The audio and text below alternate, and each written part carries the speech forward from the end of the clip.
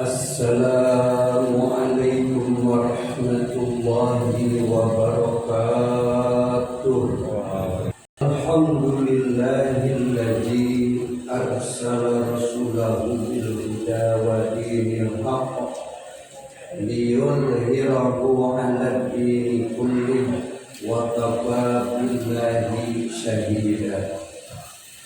Asyhadu an la ilaha illallah wahdahu la syarika lah wa asyhadu anna Muhammadan abduhu wa rasuluhu la nabiyya ba'dah.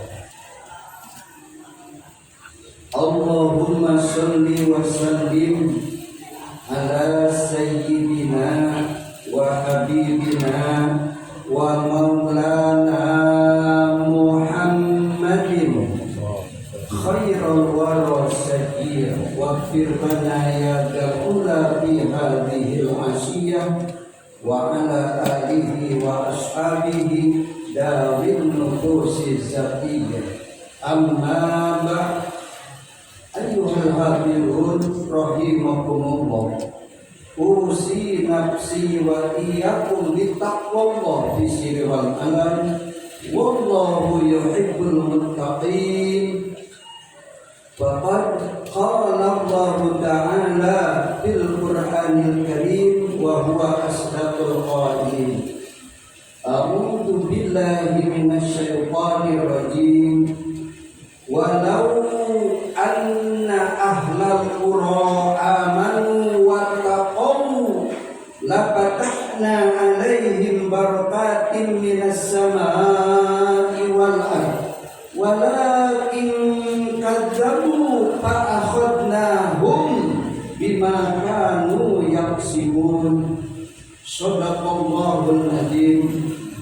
Ma'asyiral muslimin wa jurratus sholihin, jamaah Jumat Masjid Al-Barakah, calon ahli surga semuanya yang dirahmati dan dimuliakan Allah Subhanahu wa ta'ala.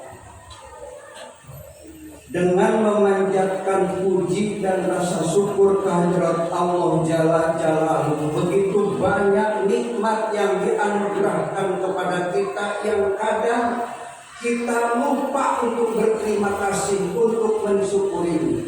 Semoga dengan nikmat kubro, nikmat yang besar yang dianugerahkan oleh Allah kepada kita, maka kita akan selamat di dunia dan kita akan mendapatkan perlindungannya dengan iman dan Islam. Jamaah Jumat rahimakumullah, secara seksama mari kita tingkatkan keimanan serta ketakwaan kita kepada Allah Jalla Jalaluhu, sehingga kita benar-benar diselamatkan oleh Allah di dunia yang fana ini, dan pada gilirannya kita akan meraih kebahagiaan di akhirat kelak. Disinyalir dalam hadis Nabi, al-imtithalul awamirillah wa ijtinabun nawahi. Ketakwaan dalam arti melaksanakan seluruh perintah-perintah Allah dan mampu meninggalkan segala larangannya. Ketakwaan dalam arti mengindahkan aturan-aturan Allah, bukan malah berani-berani melanggarnya. Jamaah Jumat yang dirahmati Allah Subhanahu wa ta'ala, begitu sayangnya Allah dan Rasulullah kepada hambanya, sehingga sebelum hamba Allah manusia kelak di akhirat, di alam barzakh, menyesal, diingatkan di sisa usianya agar nanti di akhirat tidak menyesal. Begitu sayangnya dan begitu maha kasihnya kepada manusia, sehingga diutus Rasulullah Nabi Muhammad SAW untuk menyelamatkan manusia supaya manusia nanti menjadi penduduk surga, tempat kenikmatan, tempat tinggal abadi bagi manusia di dalam surga, tempat kebahagiaan. Oleh karenanya kita diingatkan dalam firman Allah surah Al-Isra ayat yang ke-16. A'udzu billahi minasyaitonir rajim. Wa idza aradna an nuhlika qaryatan amarna mutrafiha fafasaku fiha fahaqqa 'alaiha al-qawl fadammarnaha tadmira. Jika Allah sudah berkehendak untuk membinasakan penduduk di satu negeri, untuk menghancurkan masyarakat penghuni satu negeri di planet bumi ini, maka terlebih dahulu Allah Subhanahu wa ta'ala memberikan peringatan lewat ulamanya sebagai pelita bagi kehidupan manusia, sebagai warasatul anbiya, pewaris nabi. Diingatkan. Siapa yang diingatkan? Para mutrofin, orang-orang yang hidup mewah, yang terlalu cinta dan terjerat kepada dunia, maka diingatkan. Tetapi setelah ulamanya menyampaikan nasihat-nasihat, janganlah melakukan korupsi, jangan melakukan kedoliman, ketidakadilan, kemaksiatan, kemungkaran, papasaku pihak. Malah mereka melakukan kefasikan yang berlebihan. Ulama-ulamanya ditangkap, dipenjarakan, bahkan dibunuhnya. Fahaqqa 'alaihal qawlu fadammarnaha tadmira. Maka di sini akan terwujudnya kemahakuasaan Allah, maka akan dilenyapkan, dihancurkan masyarakat yang melakukan kedoliman, bangsa yang melakukan kemaksiatan, yang melakukan kebatilan, dihancurkan sehancur-hancurnya. Itu karena ulah-ulah mereka sendiri. Maka kita teringat dalam firman Allah dalam surah Al-Isra ayat 81. A'udzu billahi minasyaitonir rajim. Kita ingat ayat ini, yaitu wa qul ja'al haqqu wa zahaqal batil innal batila kana zahuqa. Dan jika hak kebenaran itu sudah dimunculkan di permukaan bumi ini, maka kebatilan akan dilenyapkan oleh Allah Subhanahu wa ta'ala. Karena kebatilan itu yang memang pantas dilenyapkan oleh Allah. Kita teringat di zaman Nabi Nuh. Di zaman Nabi Nuh itu tidak sedikit orang-orang yang zalim yang melakukan kebatilan dihancurkan. Begitu juga di zaman Nabi Ibrahim. Nabi Ibrahim memberikan nasihat kepada Raja Namrud dan bala tentaranya, tetapi Nabi Ibrahim dibakarnya di tengah-tengah api unggun. Allah berfirman, ya naru, wahai api, kuni bardan wa salaman ala Ibrahim. Wahai api, dinginlah kamu dan selamatkan Nabi Ibrahim. Dan Namrud berserta bala tentaranya itu dilenyapkan, dihancurkan karena melakukan kebatilan. Begitu juga di zaman Abu Jahal, Abu Lahab. Belum lama dalam sejarah Raja Namrud itu dengan bala tentara gajahnya dalam surah Al-Fil itu pun melakukan kebatilan, kedoliman, ketidakadilan, bahkan menyerang daripada umat Islam. Maka diluluh lantakan, yaitu dibuat menjadi abu semuanya, tidak ada yang tersisa. Maka di era globalisasi sekarang ini, di penghujung dunia ini, apabila ada manusia-manusia yang berani menentang Allah Subhanahu wa Ta'ala, ini semuanya akan diluluhlantarkan, akan dilenyapkan oleh Allah Subhanahu wa Ta'ala. Begitu sayang, begitu kasih Allah kepada manusia. Jamaah Jumat yang dirahmati Allah, ada 7 perkara yang apabila kita kerjakan ketika kita sekarang ini hidup di dunia dan menjadi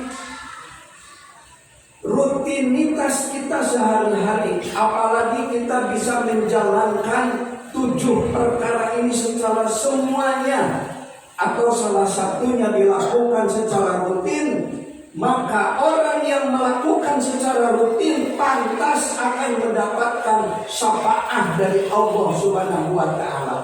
Manakala manusia nanti setelah dibangkitkan dari kubur, termasuk kita semuanya, dikumpulkan di padang mahsyar, maka di situ kita akan dihadapkan di mahkamah agung tertinggi, di hadapan Allah Jalla Jalaluhu, yang hakimnya sudah tidak bisa lagi disuap karena situ keadilan yang sebenarnya. Maka ketika manusia diintrogasi, yaitu ketika dihisab supaya tidak mendapatkan siksaan dari Allah Subhanahu wa Ta'ala, yang diharapkan adalah pertolongan, syafaat. Salah satunya yaitu orang yang membaca Al-Quran.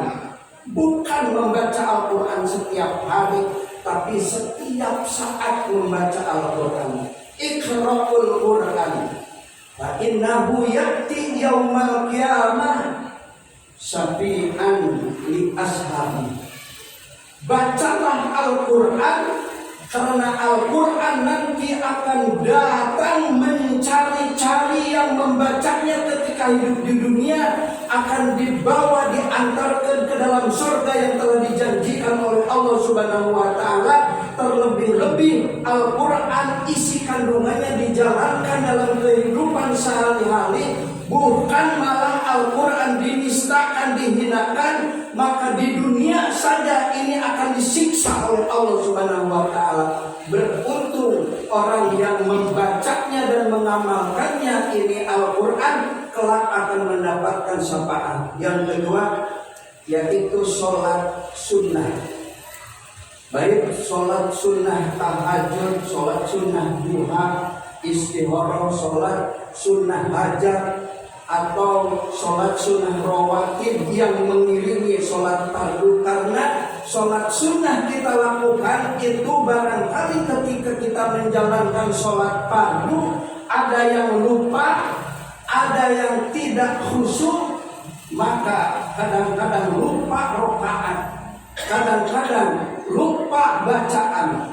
Maka disempurnakanlah sholat-sholat fardu dengan ibadah sholat sunnah. Itu pun harus sesuai dengan syarat rukun yang sudah disyariatkan dalam ajaran Islam. Yang ketiga yaitu saum sunnah, baik puasa sunnah Senin, Kamis, atau Yaumul Bid, yaitu tanggal 13, 14, 15 setiap bulannya. Begitu juga sholat sunnah di bulan Syawal 6 hari, atau sholat atau puasa sunnah yaitu di bulan Muharram tanggal 9, 10. Yang puasa 1 hari saja itu dosa dan kesalahannya 1 tahun diampunkan oleh Allah Subhanahu wa ta'ala. Yang keempat, orang yang rajin membaca zikir. Jadi walaupun kita sedang berjalan kaki atau di kendaraan, dalam situasi apapun kita mengingat kepada Allah Subhanahu wa ta'ala. Ketika kita naik kendaraan mengingat Allah. Ketika kita akan masuk ke toilet, ke kamar mandi, jangan langsung kita melangkah, tetapi berdoa dulu. Allahumma inni a'udzubika minal khubuthi wal khaba'is. Dilangkahkan yaitu kaki kiri yang terlebih dahulu, sehingga kita akan terlepas daripada godaan-godaan setan. Jadi rajin berzikir setiap waktu, setiap saat. Ketika kita keluar rumah, Bismillahirrahmanirrahim, la haula wala quwata illa billah. Kemudian yang kelima, mendengarkan azan. Ini pun mendengarkan azan akan mendapatkan syafaat nanti, pertolongan dari Allah Subhanahu wa ta'ala. Jadi ketika kita mendengarkan azan, walaupun kita sedang berkendaraan dalam kesibukan apapun, jawab panggilan Allah untuk menunaikan ibadah sholat lewat muadzin itu harus dijawab terlebih dahulu. Kecuali jawaban yang berbeda ketika hayya 'alas sholat, kita jawab la haula wala quwata illa billah. Begitu juga ketika as-sholatu khairun minan naum, jawab sholata wa barakta wa ana ala dzalika minasyahidin.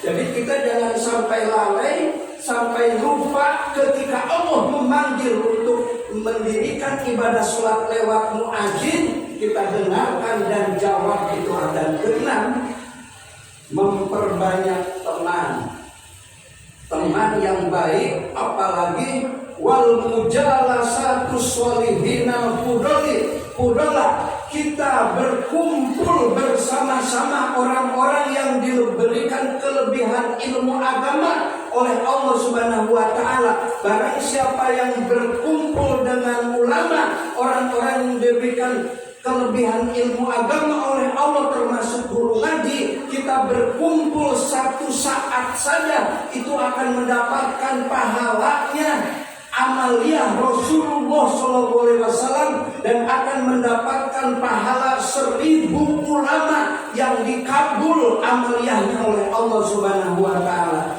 Yang terakhir yaitu mengeluarkan sedekah. Coba sampai hari ini yang berada di alam barzah itu selalu mengadu, berjerit kepada Allah Subhanahu wa ta'ala. Ya Rabbi laula akhartani ila ajalin qarib fa as-saddaqa wa akum minas sholihin. Ya Allah, jika seandainya Engkau menangguhkan usiaku, tapi sekarang saya ada di alam kubur, di alam barzah ini, saya sekarang tersiksa. Ya Allah, berikan kesempatan kepada saya ke dunia, walaupun hanya sesaat, sebentar saja, maka saya akan melakukan sedekah dan akan menjadi orang-orang yang soleh. Saya tidak akan melakukan ketidakadilan, tidak akan melakukan kedoliman dan kemaksiatan lagi. Semoga kita dapat menjalankan 7 perkara ini atau salah satunya, sehingga kita kelak di akhirat akan mendapatkan syafaat, pertolongan dari Rasulullah dan dari Allah Subhanahu wa ta'ala. Allahumma arinal haqqa haqqa warzuqna ittiba'ah wa arinal batila batila warzuqna ijtinabah. Ya Allah ya Rabbana, segera tampakkan kepada kami yang benar itu benar ya Allah. Tampakkanlah kepada penyelenggara kami bahwa yang benar, yang hak itu hak ya Allah. Dan berikanlah kekuatan kepada kami, kepada penyelenggara kami, agar segera menegakkan hak dan kebenaran. Ya Allah ya Rabbana, segera tegakkan kepada kami bahwa yang batil itu batil, yang salah itu salah, yang dolim itu dolim. Berikanlah kekuatan iman kepada kami, kepada penyelenggara negara kami, agar segera meninggalkan ketidakadilan, kedoliman, kemaksiatan, kemungkaran, sehingga bangsa dan rakyat umat ini dibawa ke jalan yang benar, ke jalur yang lurus, yang diridhoi oleh Allah Subhanahu wa Ta'ala, manakala diwafatkan wafatnya dalam keadaan husnul khotimah.